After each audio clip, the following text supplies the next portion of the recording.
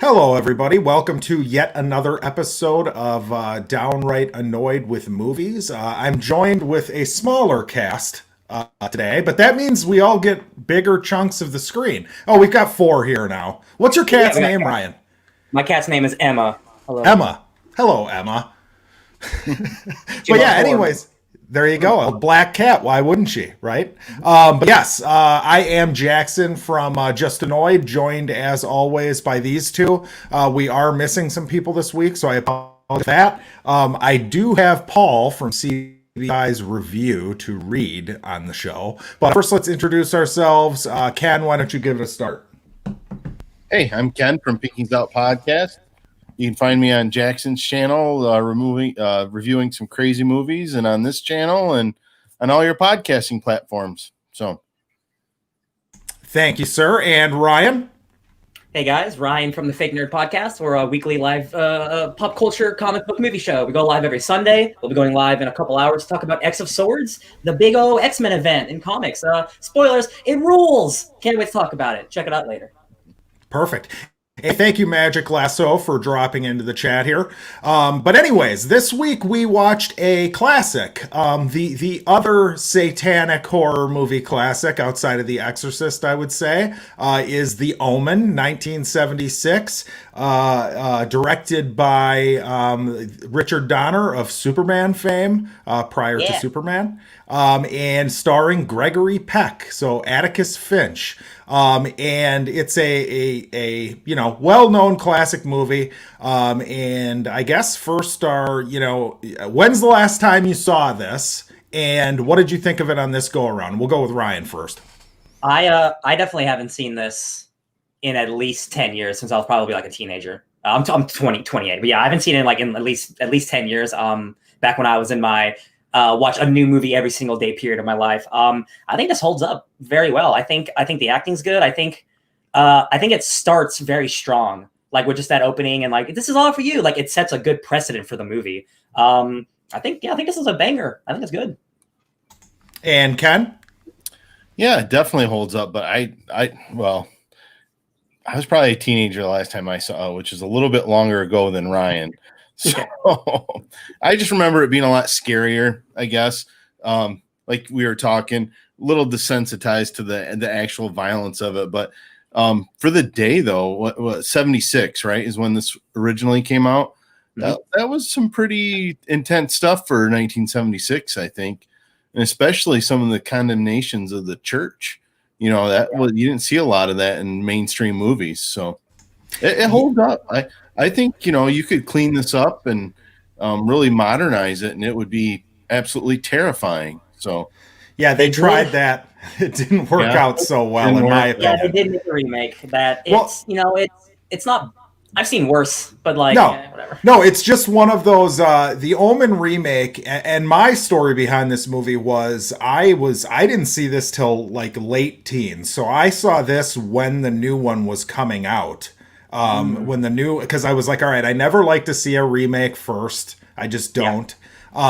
So I made it a point to watch it, and like I loved it. The first time I saw it, I was like, wow, what have I been missing? I think it's really good. When you started talking about the movie gripping you from the beginning, Ryan, and you were talking about the woman who hanged herself. Yeah, which by the way, let's just real quickly for everyone to see what we are exactly talking about here. Look at me, Damien. It's all for you.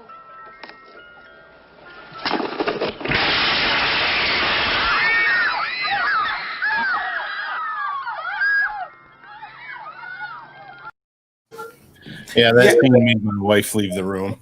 Yeah. So before it's like a montage of him growing up and nice music. Yeah. Like you think everything's fine, and then it's a birthday party, and then it's like, oh yeah, okay. Yeah. Well, yeah, it's because you were talking about that, and I thought you were going to go in a different direction because I love that scene. That is when now we see what this movie's going to be scene is. But the opening scene, basically the movie opens with, and we'll welcome in Cookie here. Hi, Cookie. Hey guys. But yeah, what I was saying, the movie opens with essentially this scene where it's very quickly established that Gregory Peck's wife has wanted a baby. She wants a kid, and she's pregnant. And essentially, he's told by this priest that the baby died in childbirth, and he's given this moment to make a decision of, okay, do I be honest here and say that she lost the baby, or for her sake, and maybe for his own selfish reasons that he doesn't want to deal with whatever's coming from her? Yeah. He just tells her, does a baby swap, essentially. And there's a whole morality play there going on. As far as, obviously this isn't the right thing to do, but it turns out ruining this guy's life, and not only that, but it brings down everybody around him too. So it's very selfish. But Cookie, initial impressions, what did you think of the movie? It is a creepy film, but it's enjoyable. I don't think it holds up with times, but I think there's a lot of great things that make this movie very magical and very memorable, to say the least. It's dark, man. It's a dark film. That's all. Yeah. So you're one of four here, Cookie, because all of us made a comment that we do believe that it holds up. Yeah. Yeah, but no, that's fine. Just something about this main character. And by the way, props to Gregory Peck, because this is probably a role he got late in his career. It's a horror movie role. I know that his kid, I believe, had just died before they sent him the script for this. So they were thinking about not even sending him the script for this movie because it would be, offensive to even read this. But he acts his ass off in this. Go ahead. With you saying that, I would say the best scene of his acting in the movie is when they find the graves in that old decommissioned graveyard, and he goes, "Is my son in there?" Oh, he's not in there. He's not in there. And then they open it, and without saying anything, I think that was just his best acting. Right yeah, there. he was. Yeah, he starts talking about how they killed his kid. So basically, there was this inside, like, underground group within the Catholic Church that was bringing about the birth of the Antichrist, and they did the whole swap thing. They know from the poem, which we'll get into in a bit, that essentially he's going to come up in the world of politics, and they kind of make it so. Yeah, I love him in this. And I love the fact that he never is honest with his wife. No. Yeah. Never. It never happens. Communication is key in relationships, guys, especially when the devil's involved. Like, but then again, it's like also when you do it and then you ask for forgiveness later type of thing. So yeah, I can see where he's coming from in that sense. Well, yeah. So, and to Ryan's point, kind of before you hopped in, Cookie, he was talking about that when the maid hangs herself, and how before that it's like this nice montage of them, like the kid growing up and everything's hunky dory, and it's like, okay, well, if this circumstance would have played out differently, like he thought it was going to, and they just raised their kid as their own, nothing ever negative happens from it. He's still withholding this horrible secret, right? And even when shit hits the fan, like I said, he never tells her. And she's great in this too. Lee Remick, I believe. And she's got some facial expressions and things going on here that are great. She goes into a whole deal where essentially she is pregnant again and she doesn't want to have the kid. So there's that whole aspect of it too. Cookie, out of curiosity, what's your favorite death scene in this? The priest, honestly, was a really, really great death scene. I love that fact. I think that was something that definitely did hold up a lot with that. Just coming down and just the spirit. It's like the flash between that. I think it was great. Yeah, that was fun. But that part was funny to me because it's a church cemetery, right? So it's consecrated ground. So the devil can chase him onto consecrated ground. He should be holy, right? Though, I guess. It's consecrated ground. Doesn't matter. He shouldn't be able to follow you onto that. Maybe that's it's the whole reason like... why pre Vatican II Catholics had to be buried in Catholic cemeteries. Yeah, but who cares if he can? Go ahead, Ryan. Yes, Sorry. like he can't go into the church. Right. It's like kryptonite. Like the closer he gets, the more he gets hurt. But he's like, as long as he's not touching it, it's not going to be too bad. Yeah, and I think there's an interesting thing going on in this movie too, where up until the final shot, you aren't really told that Damien even knows what he is, right? Yeah, he could just be like a vessel. Yeah, exactly. I don't know. There's a scene between him and the Rottweiler there when she hangs herself. They make eye contact, and he like thanks the dog, and then the dog runs off. So I think he knows what he is the whole time. See, I don't know about that. Was he thanking the dog, or is he just smiling at the dog because it's a dog that's giving him attention? You know, it was a connection thing. Definitely connection there. I think it could be both. Yeah.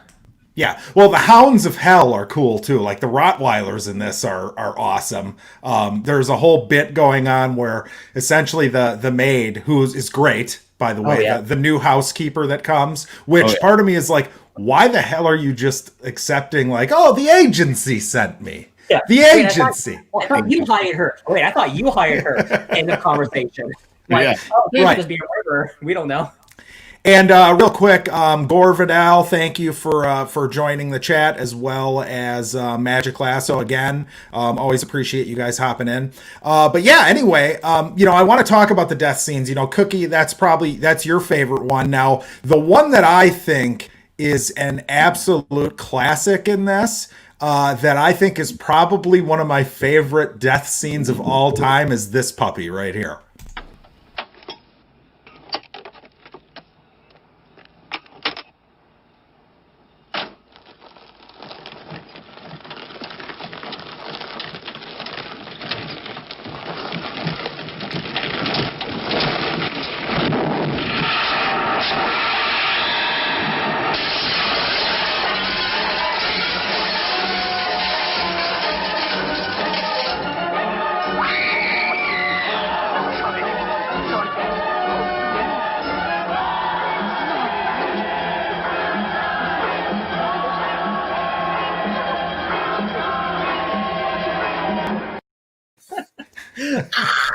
That had the way that had, like, it's like Michael Jordan's jump shot, but yeah, I love that scene too, because he's just getting done saying, like, I can't do it, I won't do it. Like, he's a little boy. Like, what are you talking about? Like, he finally like snaps out of it and like thinks he's being an idiot or whatever, throws the things away, and then that happens immediately, and it's like, okay, all right, I gotta do it.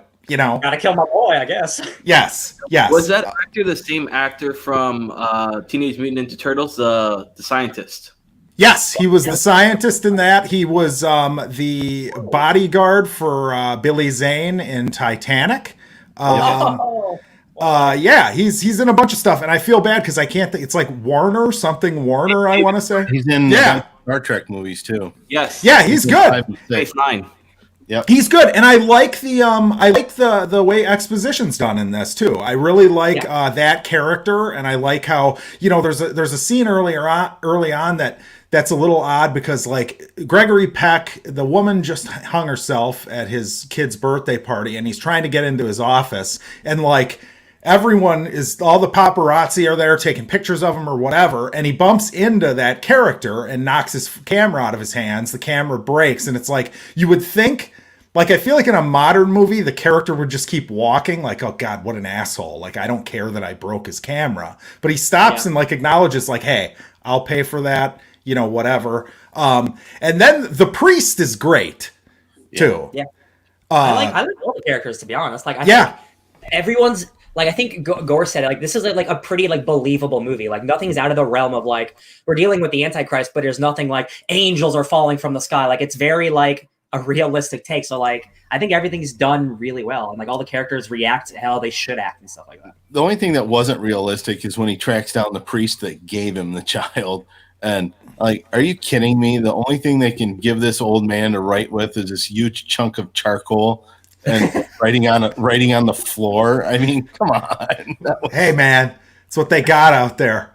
Hey, I don't know how it worked back then. Was he part of it though? Do you think he like knew everything was going on and knew that this. Yeah, he was a fell priest. They mentioned he was there doing penance. Okay. Yeah, so the implication is that the priest who gave the child, like they were there when the baby was born of the jackal. Like all of that stuff was all, because when Gregory Peck like digs up the mother's body as well as the other grave, it's a jackal or a wolf's skeleton, and then it's his kid's skeleton with a big hole in it. So what happened was they took their kid, smashed its head, killed it, and replaced it with the Antichrist. So yeah, it's pretty dark. And I mean, the whole thing too, like and I have to play this just because, like, for some reason, I've always loved the poem in this. Like I remember when I first saw this movie, like I would jokingly just start saying it to my brother because I think the way this is delivered is great. But yeah, this is when Gregory Peck, he's just found out his wife died, and he remembers what the poem was that the priest who's been trying to warn him told him. When the Jews return to Zion, and a comet fills the sky, the Holy Roman Empire rises, then you and I must die. From the eternal sea, he rises, creating armies on either shore, turning man against his brother, till man exists no more. It's so good. And the fact that, like, if we're going to go down as a race, it's going to be, not that the devil's necessarily going to have anything to do with it, but it is going to be just like that division amongst people, whether it's some otherworldly being causing it or whatever. Like, we're all turning on each other. Everybody has all these, I'm sure everybody in this room probably has different beliefs on all sorts of different shit, and we get along, right? But on a grander scale, it causes huge problems, right? Like, just don't believe in the Antichrist, and we're all fine. That's it. Yeah, that's it. Oh, if only that were the case. It's not like we have different, like, oh, you don't like pizza. It's like, nah, you're in league with the devil, dog. That's not political. That's just you're a bad person. Yes. And by the way, I mean, do you come on, speaking of the bad person thing, just kind of unrelated, but do you think Gregory Peck is a bad guy in this movie? Like, is that the sense that you get out of it? I think selfish is the right word. He's doing things he's doing the wrong things for the right reasons. Okay. Yeah. Like, I wouldn't call him a bad person, but like, he does some shady shit for sure. But like, he's not the villain. No. Just dumb. He's just kind of dumb. Yeah, he is kind of dumb. That's true. Like, everything's going for the devil. Right. Patsy. Right. The scene with the mom, and when she falls off the second floor. Oh, that was great. I love that. And the way she falls, that's like very cinematic and like really well done. It was like slow motion, her falling, and then she hits the ground. I'm like, oh, that's some good cinema, guys. Good job. Yeah, and then the ambulance doors pop open, and she's like hanging there with blood coming out. Yeah, it is really good. Cookie, it looks like you were going to say something here. You're unmuted. I was just going to say, in regards to the whole entire film, I heard that there was a lot of stuff that happened on set that was Bad Omen-esque. And a lot of stuff that happened. Yeah, there's a scene in particular where, first off, I think there was some sort of a plane crash. Now, not a bad one, but like a plane skidded off a runway with some of the crew or actors on board. I know that those monkeys that attacked the car, like, legit went off on the car. And Lee Remick, like, had like a panic attack. And like what you're seeing of her in that scene is like legitimate fear. Which is probably why it's done so well. But there are some other things too. I mean, like, the fact that they got an actor whose child just tragically passed. There's some other stuff too. They've actually got a half-hour episode of this cursed film series on Shudder right now that goes through some of them, like the Twilight Zone movie where the kids died in the helicopter crash, and the Omen is one of them. Yeah, right. The Exorcist is one of them. But yeah, it's it probably freaks some people out, man. I would imagine. I mean, you're making a movie like this, you probably don't even believe in it. I would imagine it would still freak you So out. it looks like Gregory Peck wasn't the first choice. They wanted Roy Scheider and Dick Van Dyke, and then Charles Bronson. Ooh. Wow. I think this is the best choice, honestly, of all. 100%. He's great. He's great in this. Yeah. I can't imagine anyone else playing him. And it's Charles like, Bronson just got a Both mag guys. into the kid's head. Like, you know, and that's a problem with the remake too. Is like I really like Liev Schreiber, however you say it. I really like him, but you're watching it and you're just like, man, you're not Gregory Peck, man. You know, like, and it's unfair, but yeah. From what I remember of that movie, it's like it doesn't do a lot different. It's kind of just like a remake that's not as good. it is. Like, It's one of the and everything. yeah. It's one of those remakes where it's like, well, why did you even do this? Like, it's the same movie. You know what I mean? I think it kind of. instead Go of ahead. like one spike going through the priest, I think it was like a 7 spikes to make it more dramatic. If I remember, is that right? You Okay. remember that? I think that Probably. that's what more exaggerated. That doesn't make him better. Yeah, and it's honest to God, it's not a horror. Like if I saw it first, I probably would have been like, "Oh, that was a pretty slick like horror movie." But the kid, you know what the other problem in the remake is? The kid is too creepy looking. He to the point where it feels like one of those modern creepy kids. Whereas in this, like he's creepy, but it's not like if you saw him walking down the street with his parents, you would be like, "Ooh, that's a freaky looking kid." You know. I don't know, man. Look at that face.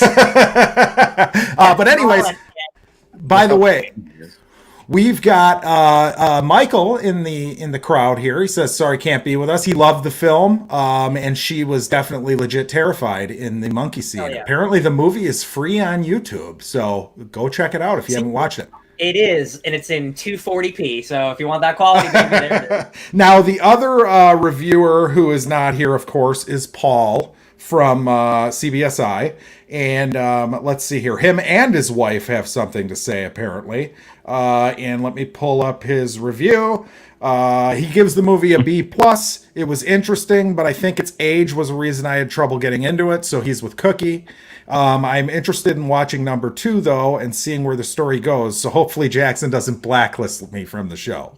And then his wife, thinking it's well done, but low on backstory, so it makes it hard for people not familiar with Revelations to follow. Also, it is some of the worst parenting I've ever seen. I would have been involved enough in my child to see he was Satan well before 5. You know, To be fair, the mom is very like once he starts acting like a kid, she's out, and I'm like, he's not even a demon. He's just 5. yeah, Yeah, the whole pool table scene, like that's just a normal 5-year-old. A normal mom would just get up and whoop his ass. yeah, but at that point, she's like losing it. You know, Yeah. like at that point, she's like done. But you know, I think it's fair. You know, Paul mentioned when I was going back and forth with him the scene where they kind of lose track of him by that stream or river or whatever. That doesn't really bother me because I could see that happen. I mean, you look away for a second and like, you know, who the hell knows what a kid's gonna do?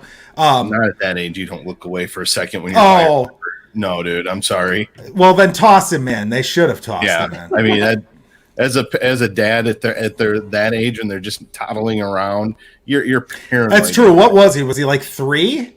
If Probably. that. Would he have even been walking, or would he have been in some sort of a stroller? Yeah, no, he'd be walking unless he was special. He'd be walking for 30 seconds until he started crying and made you pick him up and carry him everywhere. Pretty that much. You wanted That to would go. have been more realistic. I suppose. Okay.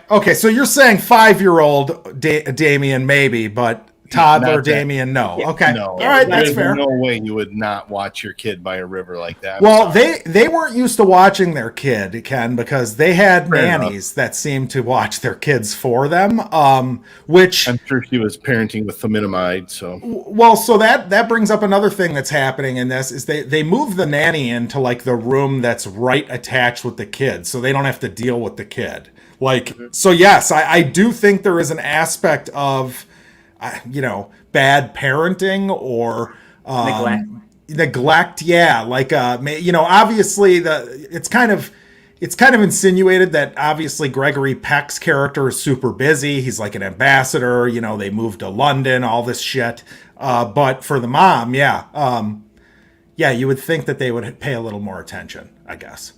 I can't tell you how much, like, knowing like what the second movie is and what that third not movie is. I'm just like, I would kill you guys. I would kill for like an HBO Max, The Omen show, where like the first season is this movie, the second season, second movie, third season, he's the president and he's trying to declare Satan on the world. Like, Now- I want our own Satan show with politics. Now, did you watch the Omen series on, what was it, FX a few years back? No. So it lasted one season, and he was like in his early 20s, Damien was. And yeah, the premise was that he didn't know. Like, he was discovering who he was. So it threw out all the other stories except for the first movie. Worth checking out, but it got canceled after one season. I mean, it's not great, but if you're a fan... It's called Damien.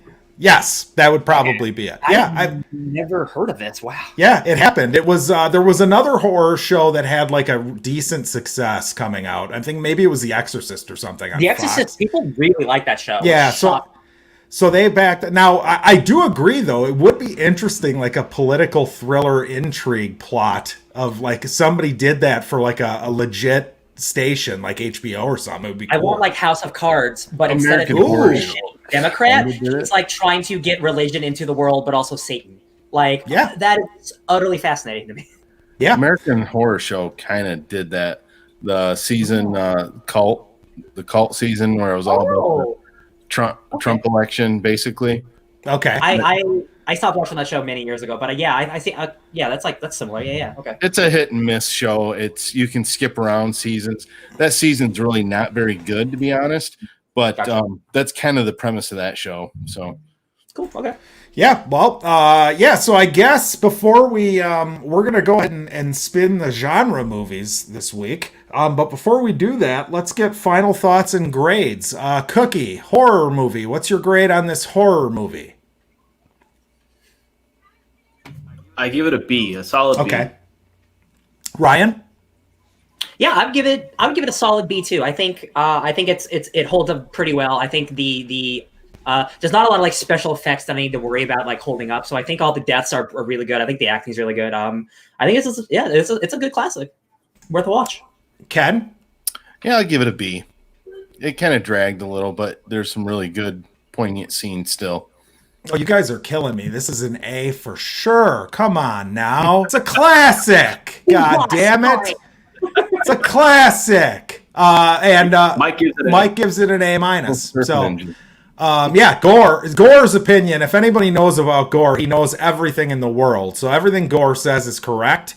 Yeah, so this is an A, clearly, because Gore says so. But anyways, we have a wheel to spin. And we've got, it's only two, there's genres because we missed a month or a week. So this week we have, what do we have? We have classics and we have fantasy. So classics and fantasy, guys. I'm going to shuffle this and here we go. Oh, Full Metal Jacket. Full Metal Jacket. Full Metal Jacket. All good movies. Yeah, really, there's no bad movie on here. All right. So we're watching The Sorcerer's Stone. Oh, jeez. Let's do that. Oh, Harry Potter. Oh, Lord. All right. And I believe that was Cookie's pick. That was Cookie. He's a Slytherin. Yeah, he's a Slytherin. All right. All right. So I think Cookie. I'm Gryffindor. Thank you. You're more of a Hufflepuff. All right, so it's Cookie's pick. He got his Harry Potter. The Sorcerer's Stone is the one you were thinking, right, Cookie? Is that right? The first one? Yes, the first one. Okay. Oh, yes. I'm sorry. I apologize to all the Brits out there. The legitimate name would be the Philosopher's Stone. But yes, let's... Oh, God. It looks like we must watch the extended version. I don't know if I had that, and I just watched Lord of the Rings Fellowship Extended last night. So, holy crap. Hours, right?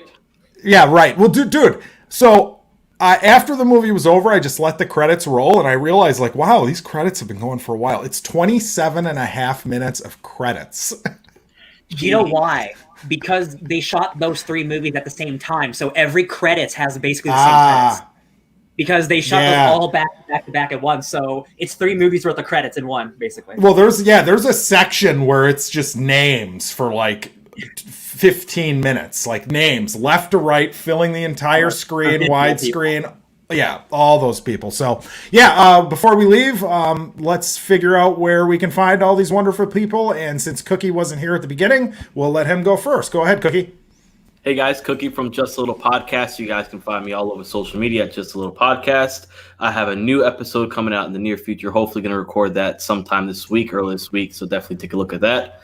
Thank you, gentlemen. Sweet. And Ryan. Hey guys, Ryan from the Fake Nerd Podcast again. We are going live in just a couple hours talking about, where is it? Here it is. X-Men, X of Swords. It's a really cool event. There's 25 inches of it. Holy shit, it's a lot of money, you guys. We're going to go live at about 9 o'clock. Check us out there. I'm personally DJ Tony Snark on Twitter, Instagram. I just talk about X-Men all day. That's me. Sweet. Thank you, Ryan. And Ken. Well, I'm not as energetic as Ryan, but you can find me on all the podcasting platforms and on the YouTubes talking with these guys. So sweet. And yeah, you can find me right here. And Gore, hey, I appreciate the fact that you enjoyed it. I enjoyed it as well because you agreed with me. So that's all that matters. But yeah, one of these days, maybe I'll pick Damien Omen too. Who knows? Skip it and go to 3. I have to see the president. Oh God. He's not the president, Ryan. Oh, he's not even though I think on the cover that I sent to the group, I'm pretty sure that's like the presidential seal in the background. So that's a false advertisement. It is. I just want it. Yeah, you get to see Damien and all the stuffy folks chase down a chicken or whatever with their little hounds. They do like a little hunting. It's so but yeah, Sam we'll Neill. get to it. Oh, Sam Neill. But yes, everybody have a good week. We're getting close to Christmas here. Maybe we have some Christmas episodes lined up in people's minds. So join us next week for Harry Potter and the Sorcerer's Stone. It's Leviosa. And it's move.